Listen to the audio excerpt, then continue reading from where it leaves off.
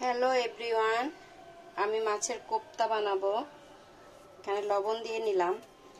আমি মাছটা ছেঁচাটা দেখাইতে পারিনি। এই যে এখান থেকে মাছটা এই যে পুতাটা দিয়ে এভাবে ছেঁচে এভাবে করে করে এটা দিয়ে তারপরে ছুটায় নিয়েছি। এটা হয়তো আপনারা পারেন। আচ্ছা, আজান দিচ্ছে।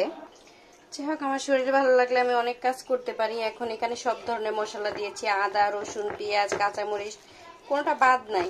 মানে যা যা মশলা আছে আর কি, গরম মশলাটা বাদে। ধনিয়ার গুঁড়ো, জিরার গুঁড়ো, পেঁয়াজ, মরিচ সবই দিয়েছি। আর এই যে মাছের খোসাটা, এটা হচ্ছে হইলো কি মাছ বলেন তো? এটা হচ্ছে, আচ্ছা মাছটা আপনাদের কাছে থাকলো।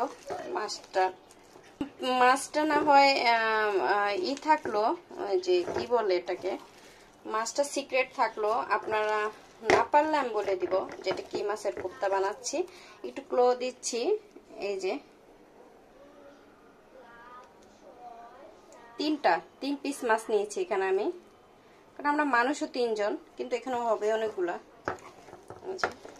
একটু ক্লো দিয়ে দিচ্ছি, সেটা হচ্ছে ফ দিয়ে, পরে ফ প ফ ফ দিয়ে মাছের নামটা। যাই হোক, এটা আমার ম্যারিনেট করা হয়ে গিয়েছে। আর এটা অনেক আঠালো, এখানে একটা কাটা নাই। দেখেন এত ক্লিন করে বেটে নিয়েছি। এই যে দেখেন, একটা কাটা পাবেন না খুঁজে, একটা কাটা। আমি মাছটা খুব ভালো করে বেটে নিতে পারি। এই যে একটা মাছের কাটা পাবেন না। এই যে একটা মাছের কাটা পাবেন, একটা কাটা খুঁজে পাবেন না। দেখেন এত ভালো করে ক্লিন করে বেটে নিয়েছি। এই যে আমার খুব ফেভারিট একটা কোপ্তা। যাই হোক, আপনারাও চাইলে এভাবে বানিয়ে খেতে পারেন। তো আজান দিচ্ছিল, সে কারণে আমি আপনাদেরকে ফুল ডিটেলসটা দেখাতে পারিনি। যাই হোক, এনিওয়ে আমি এখন এটার ভিতরে দিয়ে নিচ্ছি। যাই হোক, এই যে কোপ্তাগুলো আমি মাছের চামড়াটা দিয়ে, মাছের যে চামড়াটা ছিল ওটা দিয়ে আমি বটে নিয়েছি। এই যে 3 পিস বানাইছি কোপ্তাটা। এখন ভাজবো। তো এই যে আমি কোপ্তাগুলো দিয়ে দিচ্ছি।